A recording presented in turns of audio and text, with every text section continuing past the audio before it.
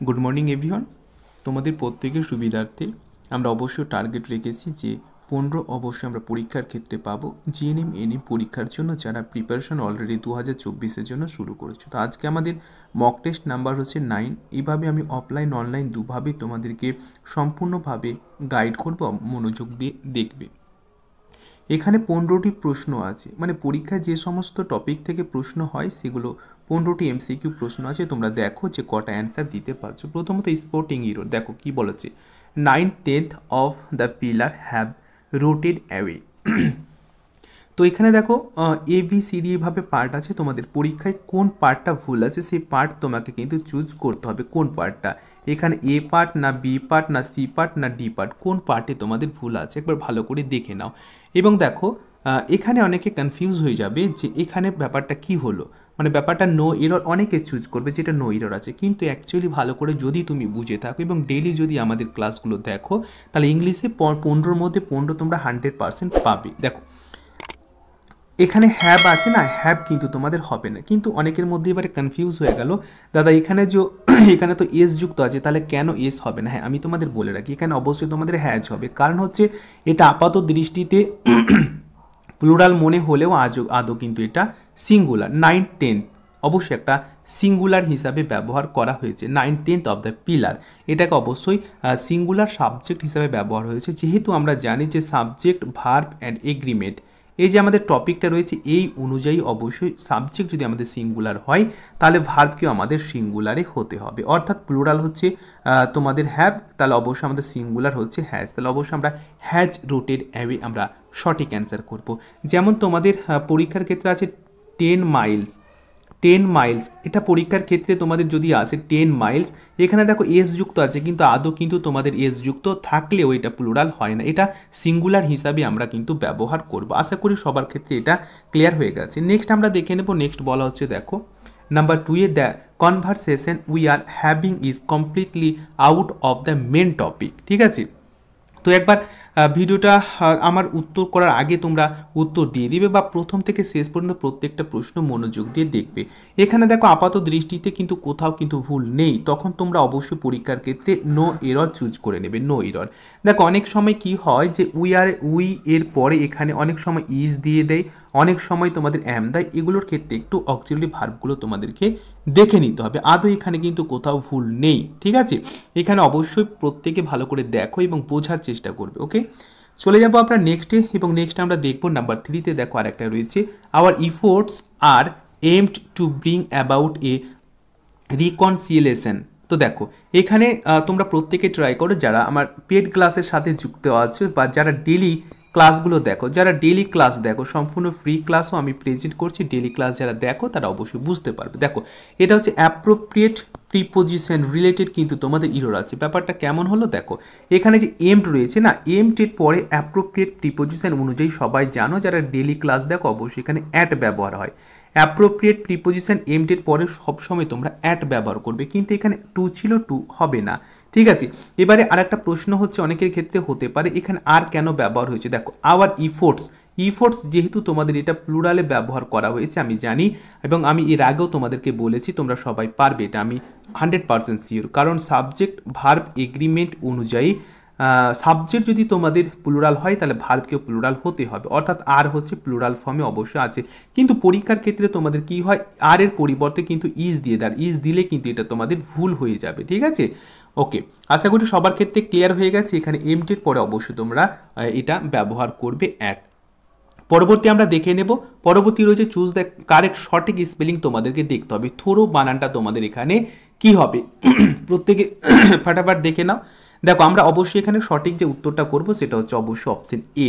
এইভাবে প্রত্যেকে দেখে নেবে এবং তোমরা দেখে নেবে কটা অ্যান্সার তোমরা নিজে থেকে করতে পারছো। 15-র মধ্যে তোমাকে 15 অ্যান্সার করতে হবে। যখন তুমি 15-র মধ্যে 15টি সঠিক অ্যান্সার দিতে পারবে তখন দেখে নেবে যে অবশ্যই তোমার প্রিপারেশন সঠিক হচ্ছে। রেস্টুরেন্ট কোনটা বানান ঠিক হবে একবার দেখে নাও। দেখো আমরা এখানে সঠিক যে বানানটা করব সেটা হচ্ছে অবশ্যই অপশন বি, রেস্টুরেন্ট বানানটা আমাদের এখানে সঠিক হবে। নাম্বার 6-এ চলে যাব। দেখো প্রত্যেকটা কিন্তু গুরুত্বপূর্ণ। দেখো এখানে তোমাদের সিনো রয়েছে, সিনো এবং অ্যান্টো, অর্থাৎ 2 থেকে 4 মার্ক কিন্তু তোমাদের পরীক্ষার ক্ষেত্রে অবশ্যই থাক, ভালো করে দেখে রাখো। ওকে, দেখো এখানে কি রয়েছে, দেখো অ্যাবান্ডন। দেখো প্রত্যেকে জানো অ্যাবান্ডন মানে কি এবং এর সঠিক অ্যান্সারটা কি হবে? তোমরা সবাই খুব হাসতে হাসতে উত্তর করছো। অ্যাবান্ডনের সঠিক যে চিহ্ন হবে তোমাদের সেটা হচ্ছে ফরসেক। প্রত্যেকটা মানেও কিন্তু আমি তোমাদেরকে লাইভ ক্লাসে এক্সপ্লেন করে দিয়েছি, আর তার কিছু প্রশ্ন কিন্তু আমি তোমাদের এখানে রিপিট করছি। অ্যাবান্ডেন্ট, দেখো অ্যাবান্ডেন্ট মানে সবাই জানো, এবং এর সঠিক যে উত্তরটা হয়ে যাবে তোমাদের, এবং সঠিক যে উত্তরটা সবাই দিয়েছো সেটা অবশ্যই অপশন ডি, প্লেন্টিফুল। প্লেন্টিফুল মানে সবাই জানো, অ্যাবান্ডেন্ট, প্লেন্টিফুল, এক্সেস, এর সমস্ত কিছু তোমাদের সিনো ওয়ার্ড হয়ে যাচ্ছে। ওকে, নেক্সট আমরা দেখে নেব চুজ দ্য কারেক্ট অ্যান্টো ওয়ার্ড রয়েছে। অ্যান্টো মানে কি? অপোজিট ওয়ার্ড বা বিপরীত অর্থ তোমাকে এখানে বলা হচ্ছে। বেনেভোলেন্ট, দেখো বেনেভোলেন্ট সবাই জানো, বেনেভোলেন্ট কথার অর্থ হচ্ছে উদার। আশা করি সবাই জানো এই কথার অর্থ হচ্ছে উদার, সবাই পারবে যারা ডেইলি ক্লাস দেখো। তো এর সঠিক তোমাকে অপোজিট বা অ্যান্টো ওয়ার্ড ফাইন্ড করতে হবে। তো আমরা জানি উদার বা মহান, যারা সৎ, তাদের সঠিক যে অপোজিট ওয়ার্ড হবে তারা হচ্ছে সেলফিশ, স্বার্থপর। ঠিক আছে, ক্লিয়ার হয়েছে? চলো, প্রত্যেকে পারবে। ফেভাল, দেখো ফেভাল কথার অর্থ কি তোমরা সবাই জানো। ফেভাল, ফেভাল মানেও কি? ফেভাল মানে হচ্ছে দুর্বল। তো সঠিক উত্তরটা অবশ্যই ফাটাফাট করে নেবে যে দুর্বলের তোমাদের এখানে সঠিক অ্যান্সার বা সঠিক অপোজিট ওয়ার্ড তোমাদের এখানে কি হবে। তো সবাই জানো ফেভাল কথার অর্থ দুর্বল, তাহলে সঠিক অপোজিট ওয়ার্ড অবশ্যই স্ট্রং মানে হচ্ছে শক্তিশালী। আশা করি সবার ক্ষেত্রে এটা ক্লিয়ার হয়ে গেছে। নেক্সট আমরা চলে যাব, দেখো fill in the blank, most important topic, প্রত্যেকটা টপিক, কারণ তোমরা দেখেছো 2021, 2022 অ্যান্ড 2023 প্রত্যেকটা ইয়ারের যদি প্রশ্ন তোমাদের হাতের কাছে থাকে তাহলে একবার দেখে নেবে, না হলে তোমরা ওয়েবসাইটে গিয়ে একবার ডাউনলোড করে নেবে, দেখবে স্পোর্টিং ইরোর থেকেও 4টা থেকে 5টা প্রশ্ন কিন্তু তোমাদের অনায়াসে চলে আসে। ঠিক আছে, এখানে কি বলা হচ্ছে? Sneha for this company since 2010, একটা ভালো করে খেয়াল রাখবে এখানে, যদিও তোমরা উত্তর করার সবাই চেষ্টা করো, আমি যদিও পরবর্তী বলে দেবো। দেখো সিন্স যদি থাকে তাহলে সেই টেন্সটা সবসময় তোমাকে কি করতে হবে? সবসময় তোমাকে প্রেজেন্ট পারফেক্ট কন্টিনিউয়াসে করতে হবে। ঠিক আছে, প্রেজেন্ট পারফেক্ট কন্টিনিউয়াসে করবে যখন সিন্স কথাটা তোমার লেখা থাকবে। তো অবশ্যই তো তোমরা বুঝে গেছো সঠিক অ্যান্সারটা হয়ে যাবে অপশন এ, অর্থাৎ Sneha has been working for this company since 2010।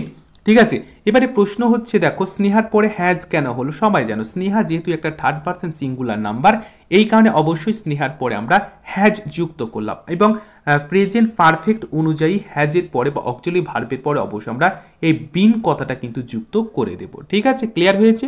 চল, অবশ্যই প্রত্যেকে ভালো করে কিন্তু বুঝবে। ওকে, পরবর্তী আমরা চলে যাব। দেখো পরবর্তী এখানে বলা হচ্ছে he did not attend dash what is mother advice him to do. দেখো এখানে সঠিক এটাও দেখো অ্যাপ্রোপ্রিয়েট প্রিপোজিশন রিলেটেড কিন্তু ইরর আছে, প্রত্যেকে ভালো করে দেখে নেবে, এবং যারা ডেইলি ক্লাসগুলো অ্যাটেন্ড করে এটারও সঠিক উত্তর পারবে। এটা সবাই আমাকে কমেন্টে জানো, আমি দেখব কে কে ডেইলি ক্লাস করো এবং কে কে সঠিক উত্তর দিচ্ছ, যে অ্যাটেন্ডেড পরে অ্যাপ্রোপ্রিয়েট প্রিপোজিশন অনুযায়ী কি ব্যবহার তোমরা করবে অ্যাটেন্ডেড পরে। ঠিক আছে, প্রত্যেকে কমেন্টে আমাকে জানাও সঠিক উত্তরটা, আমি তোমাদেরকে দেখে নেব এবং চেক করে নেব সঠিক অ্যান্সারটা কি হচ্ছে। এবং তোমাদের জন্য আমি বলে রাখি, ডেলি যদি তোমরা quiz, short note, exam related যে কোনো ইনফরমেশন যদি তোমরা পেতে চাও তাহলে অবশ্যই টেলিগ্রামের সাথে আমাদের জয়েন থাকো, কারণ টেলিগ্রামে গিয়ে তোমরা সার্চ করবে study point free classes. Study point free classes search করলে কিন্তু আমাদের টেলিগ্রাম পেয়ে যাবে, যেখানে জিএনএম, এএনএম, জেনপাস, বিএসসি নার্সিং সমস্ত কিছু ইনফরমেশনের সাথে সাথে PDF, quiz, daily quiz, poll সমস্ত কিছু সেখানে তোমরা খুব সহজেই পেয়ে যাবে। নেক্সট আমরা চলে যাব, দেখো beware dash dog lest you should be bitten. তো তোমাদের দেখতে হবে এখানেও দেখো অ্যাপ্রোপ্রিয়েট প্রিপারেশন রিলেটেড কিন্তু তোমাদের এরর আছে। তো এখানে একটু ভালো করে দেখে নাও বিওয়্যারের পরে কোন অ্যাপ্রোপ্রিয়েট প্রিপোজিশন তোমরা ব্যবহার করবে। আশা করি সবাই পারবে। বিওয়্যারের পরে অবশ্যই তোমরা অফ প্রিপোজিশন ব্যবহার করবে। সঠিক যারা উত্তর দিয়েছো তোমাদেরকে অসংখ্য অসংখ্য কিন্তু ধন্যবাদ। ঠিক আছে, পরবর্তী আমরা দেখে নেব। দেখো এখানে কি বলা হচ্ছে, অনার্ড সাবস্টিটিউশন রয়েছে। এখানে বলা হচ্ছে on who goes to settle in foreign country, যে একজন ফরেন বা বিদেশে গিয়ে যখন যে সেটেল হয়ে যায় সেটা মানে সম্পূর্ণভাবে পরিবার নিয়ে, তখন তাদেরকে অবশ্যই আমরা যেটা বলবো সেটা হচ্ছে অবশ্যই অপশন বি, অর্থাৎ ইমিগ্রান্ট আমরা অবশ্যই তাদেরকে বলবো যারা দেশ থেকে বিদেশে গিয়ে বা ফরেন কান্ট্রিতে গিয়ে কোথাও সেটেল হয়ে যায়। দেখো এটা হচ্ছে আমাদের ইন্ডিয়া, এবং ইন্ডিয়া থেকে কেউ যদি পাড়ি দিয়ে এটা ধরে নাও এটা হচ্ছে ইউএসএ গিয়ে কোনো একজন পার্সন, এটা একজন পার্সন গিয়ে এখানে যদি সেটেল হয়ে যায় সেটাকে বলা হয় ইমিগ্রান্ট। ঠিক আছে, চলে যাবো আমরা পরবর্তীতে। দেখো নাম্বার 14-এ যেটা রয়েছে, দেখো on who is unable to pay his debt, কেউ যদি অ্যানাবেল হয় মানে দিতে অসমর্থ হয়, পে হিজ ডেট তার ঋণ দিতে যদি অসমর্থ হয়, বা যদি না ব্যাংক থেকে দেখো কোনো একটা পার্সন, এই পার্সনটা এটা হচ্ছে তোমাদের একটা ব্যাংক, এই ব্যাংক থেকে যখন ঋণ নিল কিন্তু দিতে অসমর্থ হয়ে যায় ব্যাংকের ঋণ, তাহলে অবশ্যই তাকে কি বলা হয়, অবশ্যই আমরা তাকে ব্যাংকরূপ্ট বলবো। দেখো ব্যাংকের সাথে দেখো এই ব্যাংক কিন্তু যুক্ত আছে। দেখো বেশিরভাগ ক্ষেত্রে ঋণ কোথায় থেকে নেয়, ব্যাংক থেকে নেয়, হ্যাঁ কি না, বিভিন্ন ব্যাংক থেকে কিন্তু ঋণ দেয়, সেই ব্যাংকগুলো নেয়।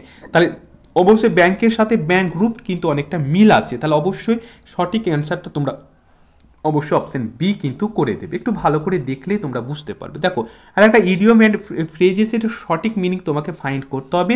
কি এখানে বলা হচ্ছে, দেখো টু পাস অ্যাওয়ে, সবাই পারবে যারা ডেলি ক্লাসগুলো অ্যাটেন্ড করো, টু পাস অ্যাওয়ে। আশা করি 100% একদম সঠিক উত্তর লক করে দিয়েছো তোমরা। টু পাস অ্যাওয়ে কথার অর্থ হচ্ছে ডাই বা মৃত্যু। ঠিক আছে, আশা করি এই 15টা প্রশ্নের মধ্যে তোমরা সঠিকভাবে 10+ কিন্তু স্কোর এখনই করে গেছো। এইভাবে ডেলি ক্লাসগুলো তোমরা অ্যাটেন্ড করো এবং অবশ্যই চ্যানেলটি সাবস্ক্রাইব করে পাশের বেলটি অন করে রাখবে, এবং ডেলি ক্লাসগুলো তোমরা পেতে যদি চাও একটা লাইক করো, যাতে এইভাবে ডেলি আমি তোমাদের ইংলিশের ক্লাস প্র্যাকটিসগুলো দিতে পারি, যাতে তোমরা অবশ্যই 15-র মধ্যে 15 স্কোর করতে পারো। Thank you.